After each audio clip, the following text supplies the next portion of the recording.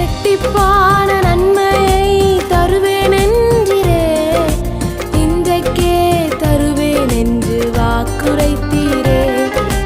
இழந்ததை திரும்ப தருவேன் என்று சொன்னீரே, இரட்டிப்பான பங்கையும் தந்திடுவாரே. ஆதியாகமும் 41வது அதிகாரம் அதனுடைய 41வது வசனம். பின்னும் பார்வோன் யோசேப்பை நோக்கி, பார், எகிப்து தேசம் முழுமைக்கும் உன்னை அதிகாரி ஆக்கினேன்.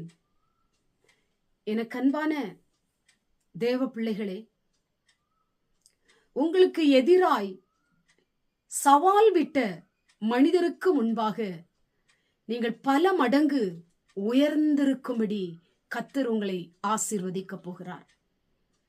யோசேப்புக்கு விரோதமாய் அவனுடைய சகோதரர்கள் சவால் விட்டார்கள்.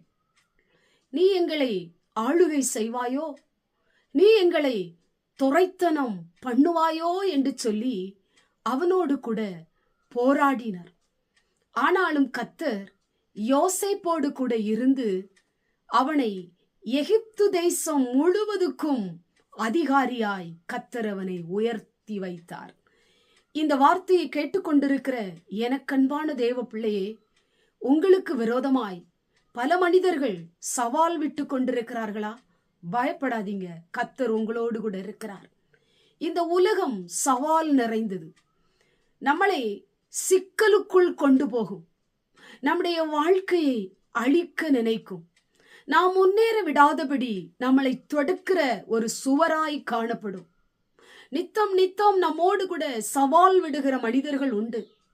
ஆள்பலத்தையும் பணபலத்தையும் பயன்படுத்தி கொண்டு சவால் விடுகிற எத்தனை மனிதர்களை நீங்கள் பார்த்திருப்பீர்கள்.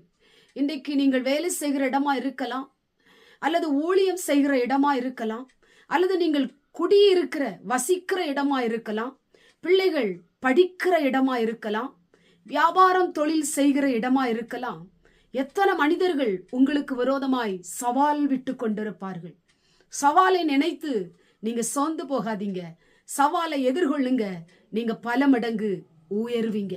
எந்த மனுஷன் சவால் விட்டானோ அதே மனுஷனுடைய கண்களுக்கு முன்பாக நீங்கள் உயர்ந்து நிற்கும்படி ஆண்டவர் உங்க வாழ்க்கையை ஆசீர்வதிப்பார். சில சவால்கள் நம்மளை சறுக்க வைக்கும், சில சவால்கள் நம்முடைய முன்னேற்றத்தை தடுக்கும், சில சவால்கள் தொடர்ந்து ஓட முடியாதபடி ஒரு முட்டுக்கட்டையை போல இருக்கும், சில சவால்கள் நாம் எழுந்திருக்க முடியாதபடி நமக்கு சோர்வுகளையும் அந்த வார்த்தை திரும்ப திரும்ப அது பிரதிபலித்துக் கொண்டே இருக்கும். ஆனாலும் கர்த்தர் உங்களோடு கூட இருக்கிறார். நம்பிக்கையோடு இருங்க, தொடர்ந்து ஓடுங்க, தொடர்ந்து உங்க வேலையை செய்யுங்க. கர்த்தர் ஒரு நாளும் உங்களை கைவிட மாட்டார். சவால் விடுகிற மனிதனுக்கு முன்பாக நீங்கள் உயர்ந்து நிற்கும்படி உங்க வாழ்க்கையை கர்த்தர் ஆசீர்வதிப்பார். கண்களை மூடி ஜெபம் பண்ணுவோம். எங்கள் பரிசுத்தமுள்ள நல்ல பிதாவே, கேட்டதான வசனத்தின் மூலமாய் ஆண்டவரே, சவால் விடுகிற மனிதனுக்கு முன்பாக பல மடங்கு உடைய பிள்ளைகளை உயர்த்தி அவங்களை ஆசீர்வதிக்க போகிற தயவுக்கா ஸ்தோத்திரம்.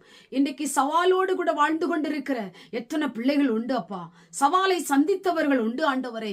சவாலின் நிமித்தம் ஐயோ, ஏன் எனக்கு இந்த சவால்கள், ஏன் இந்த மனிதன் நித்தம் போராடி கொண்டிருக்கிறான், ஏன் இந்த மனிதன் என்னோடு வாக்குவாதம் பண்ணி கொண்டிருக்கிறான், ஏன் இந்த மனிதன் என்னோடு கூட சச்சரவு பண்ணி கொண்டிருக்கிறான், என்னால எழும்ப முடியல, என்னால தொடர்ந்து ஓட முடியல, என்னால பயணிக்க முடியல, நான் என்ன செய்வேன் என்று அழுது கொண்டிருக்கிற நம்முடைய பிள்ளைகளை ஆண்டவர் பலப்படுத்துங்க. நம்பிக்கை நிறைந்த வார்த்தைகள் இவர்களை உற்சாகப்படுத்தட்டும் ஆண்டவரே. தொடர்ந்து ஓடத்தக்கதாக, தொடர்ந்து ஆண்டவரை இந்த சவாலை எதிர்கொள்ளத்தக்கதாக வாழ்ந்திருக்கத்தக்க தேவன் கிருபை செய்யும். இயேசுவின் மூலம் ஜெபிக்கிறோம் பிதாவே, ஆமென்.